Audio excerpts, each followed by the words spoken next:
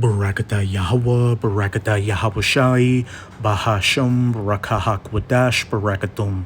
First and foremost, I want to give all praises, glory, and infinite honors to Yahweh, Bahasham, Yahawashi. Double honors to the apostles and elders of Great Millstone who ruled and teach well. In peace and salutations to you sincere Akim out there, pushing this word in truth and sincerity to the four corners of the globe. May you brothers endure until the end. This is the brother Ra'aya coming at you with another lesson. And I'm going to start it off with this image of a map from a book by B.J. Iserland called The Israelites. And it's a map of what's called the Middle East today, which is really Western Asia. And it has those ancient biblical names on it. You see, you've got Saudi Arabia right here. You got the Mediterranean Sea. And if you look to where the pencil is posted, it says Gomer, which is in the landmass of what's known as Turkey today. And Gomer, or Turkey, plays a major part in biblical prophecy dealing with World War III, the battle in the Valley of Jehoshaphat, the War of Armageddon. Which brings us to Ezekiel chapter 38. I'm going to start at verse 1. And the header reads, Prophesy about Gog and future invasion of Israel. And the word of Yahweh came unto me, saying, Son of man, set thy face against Gog, the land of Magog.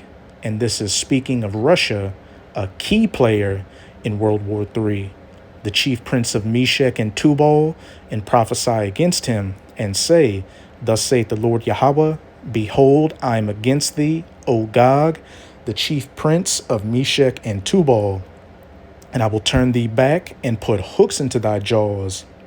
And that's the Lord putting those Russian Edomites back into that old confrontational Soviet Union spirit, which we can clearly see with their war in Ukraine, them being a major player in BRICS, which is creating a alternative economic system to the West. And, it seems like every other couple of days, Russia is making nuclear threats to the West, really the U.S. And I will bring thee forth and all thine army, horses and horsemen, all of them clothed with all sorts of armor, even a great company with bucklers and shields, all of them handling swords, Russia's military might. Soldiers, tanks, fighter jets, helicopters, etc., being gathered down into the Valley of Jehoshaphat. Verse 5, Persia, which is the ancient name for Iran, Ethiopia and Libya with them, all of them with shield and helmet, Gog, or Russia's allies under her during World War III. Verse 6, Gomer and all his bands, which, as we saw from that map, is Turkey. And, while Turkey is a NATO member and, aligned with the West, you can clearly see that they've been playing the fence, going from the West, but still talking to the East. Well, there's going to come a point to where they're going to completely betray the West to fully ally themselves with the East, with Russia. The house of Togarmah of the North Quarters and all his bands, and many people with thee. Be thou prepared, and prepare for thyself, thou and all thy company, allies that are assembled unto thee, and be thou a guard unto them.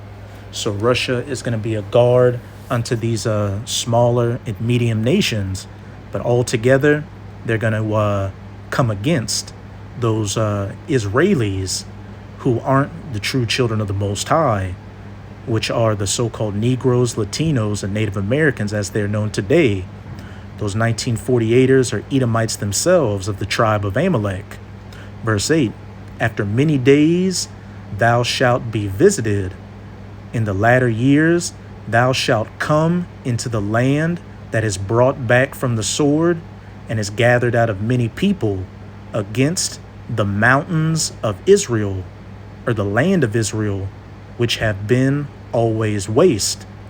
But it is brought forth out of the nations, and they shall dwell safely, all of them. And this verse is dealing on the one hand with Gog or Russia and her allies coming against, the land of Israel and those Amalekites. But at the end, it jumps into the future when everything's said and done, when the true children of Israel are back in the land, dwelling safely. But now it jumps back. Verse 9, thou shalt ascend and come like a storm. Thou shalt be like a cloud to cover the land, thou and all thy bands and many people with thee. Iran, Turkey. Verse 10, thus saith the Lord Yahweh, it shall also come to pass that at the same time shall things come into thy mind, and thou shalt think an evil thought to go against those 1948ers, as well as America. And thou shalt say, I will go up to the land of unwalled villages. I will go to them that are at rest, that dwell safely, all of them dwelling without walls and having neither bars nor gates. And in the land of Israel, while you did in the past have, rocket fire here and there, or little Teist attacks, those 1948ers, dwelt safely because what did they have? These anti-missile defense systems like the Iron Dome and David's slingshot. And what? They had their big brother America defending them. But as we get closer to the end of Esau's rulership, hey, those Amalekite Edomites are getting touched, as we've clearly seen over the last couple of months with Iran's, first ever direct strikes on that land. And then, just the increasing fighting taking place over there. But, hey, while it's Iran or Persia right now, the big dogs are eventually going to get involved directly. Verse 12. To take a spoil and to take a prey, to turn thine hand upon the desolate places that are now inhabited, and upon the people that are gathered out of the nations. And when you look at the land of Israel, it's like a desert because the true children of Israel, aren't there. So it's not flourishing. And those Amalekite Edomites came from where? Central and Eastern Europe, out of many nations to come into that land, which have gotten cattle and goods that dwell in the midst of the land. And, they have to have many things, airlifted into there, palm trees and other resources, especially from America. But the key point is that, you've got Gog and Persia and especially Gomer or Turkey, which are going to come against those Amalekite Edomites. Which brings me to this article from Reuters.com titled, Turkey bars Israeli ships from its ports, restricts airspace. So we're already seeing what Turkey getting hostile towards those 1948ers. Turkey has decided to bar 1948er vessels from using its ports, forbid Turkish ships from using 1948er ports, and impose restrictions on some planes entering Turkish airspace, Foreign Minister Hakan Fidan said on Friday. He provided few details and comments to Parliament, which appeared to summarize steps that Turkey has already taken against the 1948ers over the war in Gaza or has started to implement. Turkey has fiercely criticized the 1948ers' offensive in Gaza and accuses it of committing great deletions in the Palestinian enclave, a charge that the 1948ers deny, which clearly isn't the case. You've got the whole world turning against those 1948ers. Ankara has halted all trade with the 1948ers, called for international measures against it, and urged world powers to stop supporting the 1948ers. And you know what this reminds me of? Obadiah chapter 1. I'm going to start at verse 1.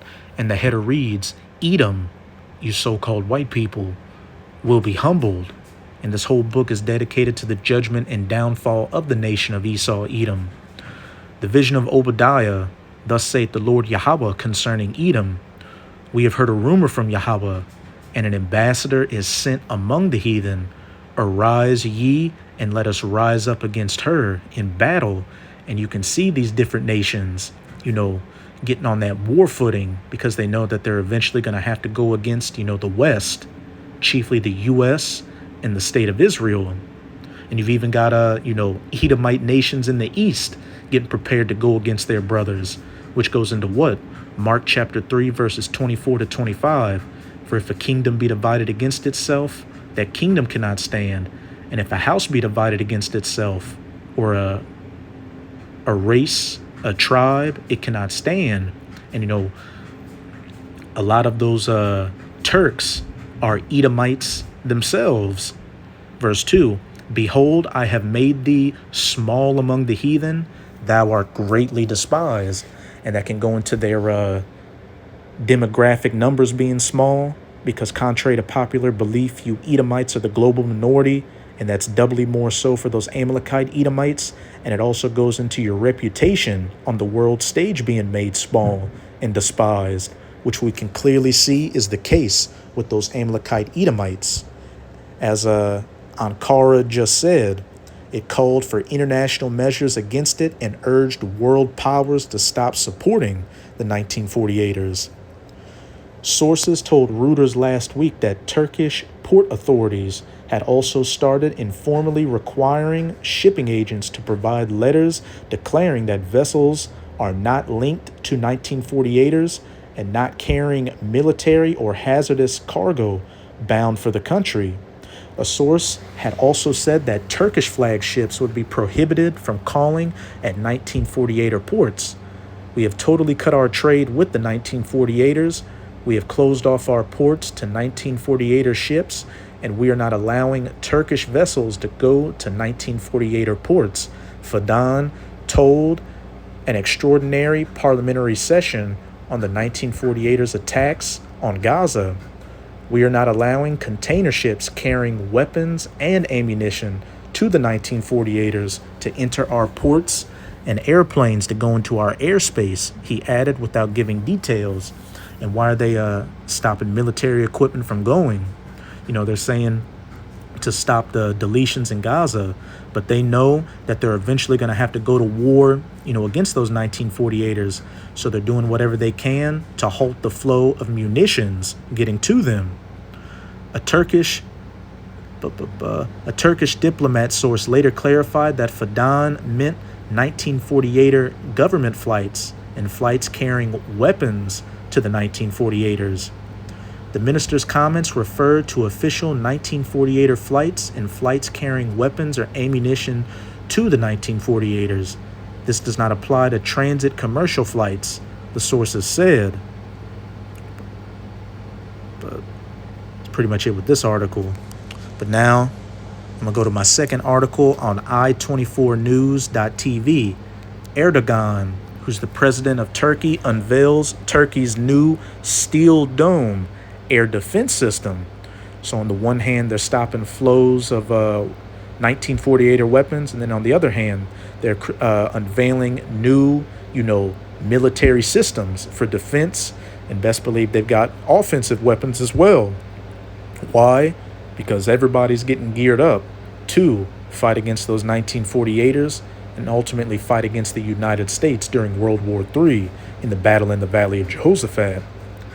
This investment will make Turkey not just a regional player, but a global player in defense systems, Erdogan said. President Recep Tayyip Erdogan on Wednesday announced the delivery of the country's first Steel Dome air defense system to the military. At a ceremony held at the headquarters of the defense contractor Aselsan, Erdogan said the deployment of the system represented a turning point for Turkey's security, citing heightened regional conflicts as a driver for strengthening defensive capabilities. And Salakia, this I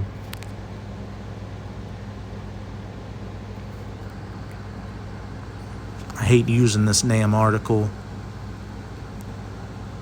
or this damn website. It's bullshit.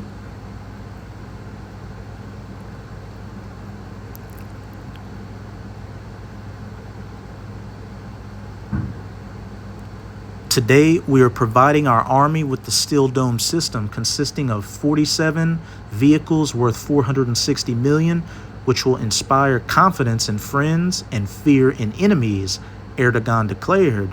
The Steel Dome project has launched in August 2024 as part of Ankara's plan to build a multi-layered air defense shield modeled in part on Israel's Iron Dome.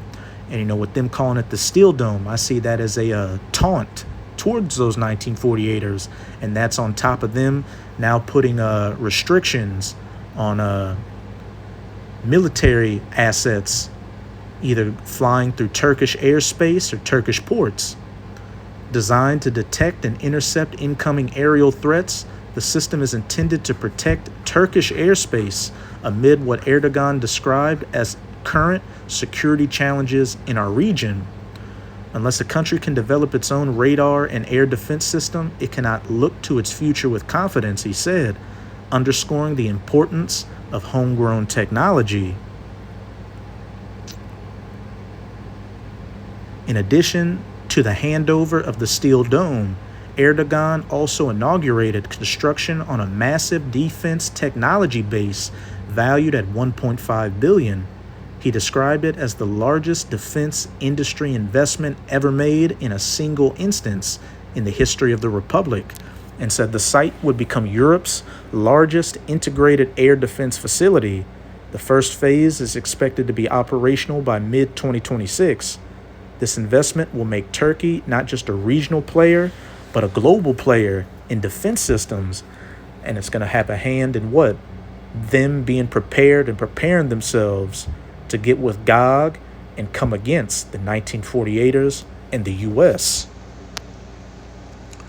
But now let's go to Joel chapter 3. I'm going to start at verse 9, which everything is, leading towards.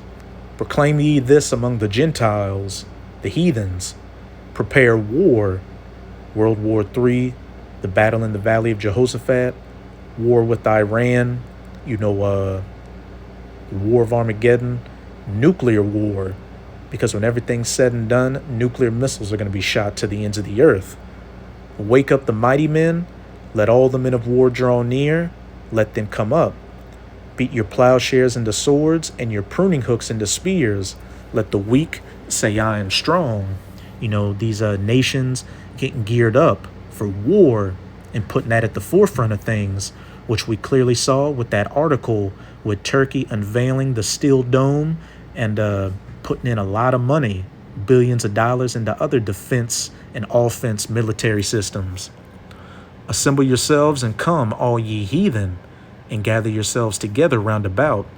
Thither cause thy mighty ones to come down, O Yahweh, which are the death angels holding back this great destruction, waiting to get the go-ahead to release it, which is mainly going to happen after the mark of the BEAST in Revelation 13, verse 16, which is the RFID/NFC micro C-hip implant is mandatorily implemented.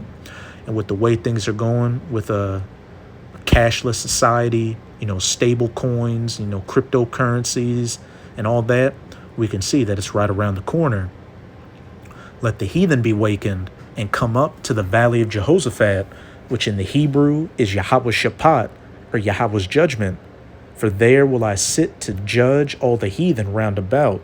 And when you go up to the first couple of verses of this chapter, you'll see why. For what these nations, beginning with you Edomites, as pursuant to Psalms chapter 83, did against the children of Israel, putting us into slavery, stealing our identities, taking our land, and oppressing us unto this day. Put ye in the sickle, for the harvest is ripe. Come get you down, for the press is full. The fats overflow, for their wickedness is great.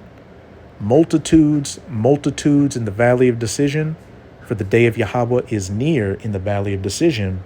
And by seeing articles like that, which are lining up perfectly with biblical prophecy, hey, we can see that the day of Yahweh is very near. So that's it with this video. With this video, I hope you sincere Akim and Akwath were edified. Just keep strong. We are almost out of this final wicked captivity of the heathen nations, chiefly of the Edomites. And as always, I'm going to say Abad Babol, Kwam Yasharallah, and until next time, Shalom.